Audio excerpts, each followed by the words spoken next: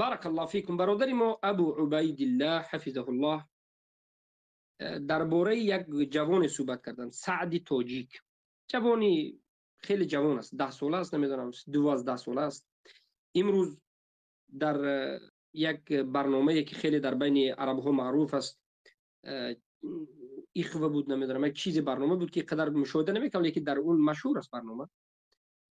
در اون او رو دعوت کردند و بالاخره این سعد تاجیکی رو بسیار کانال های فارسی از ایران یک نفر دو نفر و از افغانی ها نابغه عصر، حافظ عصر، نابغه عصر گفتند و خیلی منتشر دارند میکنند. اولا درباره این جوان سعد من کمی پیشتر خودم میخواستم یک صحبت بکنم، زیرا خودی من مشاهده کردم. چرا مشاهده نکنم جوانی را که حافظ قرآن است؟ چرا نبینم جوانی را که حافظ کتب 26 است؟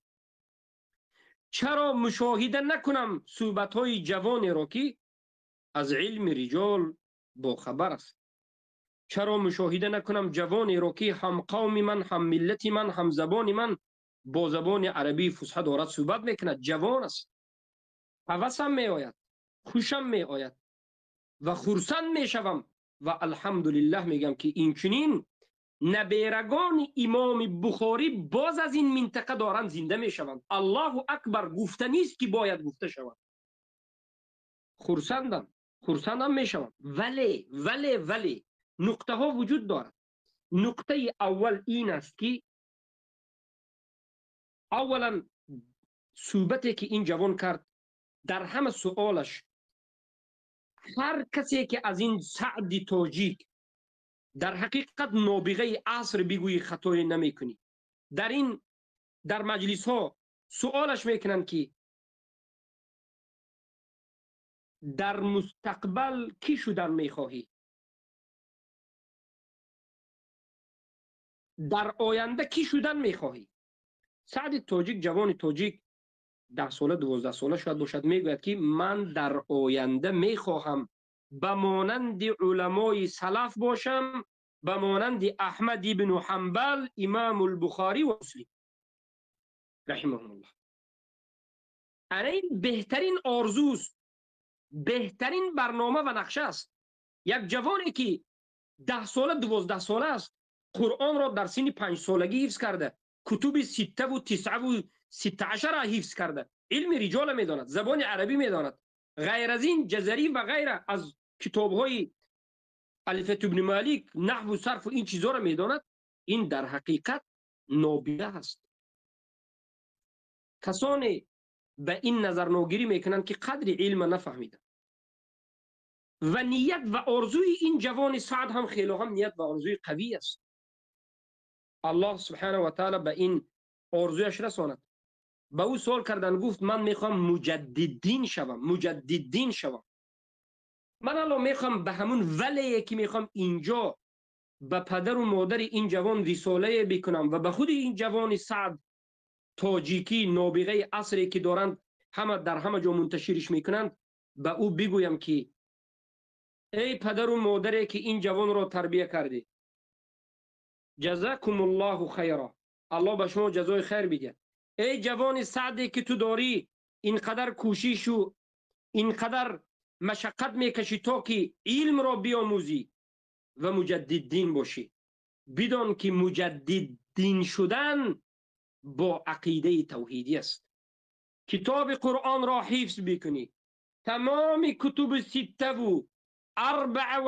را حفظ بکنی، تمام متون را حفظ بکنی، اما توحید را نفهمی، در بالای توحید به اهمیتی بکنی، همراه صوفی قبوری باشی، همراه اشعری و ماتریدی دیگر از گمراهان باشی، این حفظ کرده به دردت نمیخورد، به تو فایده ندارد.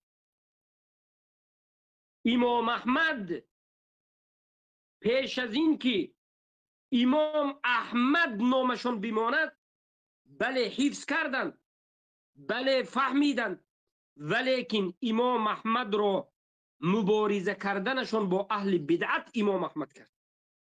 امام احمد چرا نامشون امام احمد ماند؟ چرا امام احمد مجدد دین بودند؟ چرا امام احمد سبب حفظ شدن دین در زمانشان شدند؟ ثابت قدم در رو بر روی بدعت مکفره ایستادند، این مبتدعین را رد زدند، کافر شده ها را تکفیر کردند، ثابت قدم ایستادند و در عقیده اهل سنت ایستادند و مبارزه به کفار مشرکین، به جهمی ها که بردند، برای همین نامشون امام احمد. امام البخاری رحمه الله چرا امام البخاری شدند؟ فقط به جانب حدیثی نه، فقط به خاطر حدیث نه، عقیده توحیدی داشتند و انا همین عقیده توحیدیشان امام البخاری کرد، کتابی که خلق و افعال و لباد نوشته و کتاب حدیثشان را به ترتیب توحیدی نظر بکن، در صحیح بخاری آخرهاش چگونه صحیح است. همون کتابی که یحیی عبدالعزیز یحیی جمع کرده صحیحین را از یاد کردی، بنده هم انا همون را حفظ کرده، اما شرح این حدیث را از علمای اهل سنت باید بیاموزی. برای همین ما میگوییم که خوشا به حالت، بهترین راه است، بهترین منهج است اگر متون عقیده را حفظ بکنی، عقیده را بیاموزی، از کوچک تا بزرگش عقیده احمد ابن حنبل را بیاموزی، کتاب احمد ابن حنبل نوشته را، فرزند احمد ابن حنبل نوشته را حفظ بکنی، بخوانی و بیاموزی، از علمای اهل سنت، از طاغوت پرستان جدا شوی و براءت بکنی، از اشعری و جهمی و ماتریدی و صوفی و قبوری و رافضه و مدخلی و حزبی نباشی، از اهل سنت و الجماعت باشی. در همین حالت مبارزه به کفار مشرکین بردی، ان شاء الله مجدد دین است. اما در غیر این صورت در صف مشرکین بودی، در صف صوفیا بودی، در صف اهل باطل بودی، مجدد دین به اهل سنت شدن ناممکن است. والله اعلم.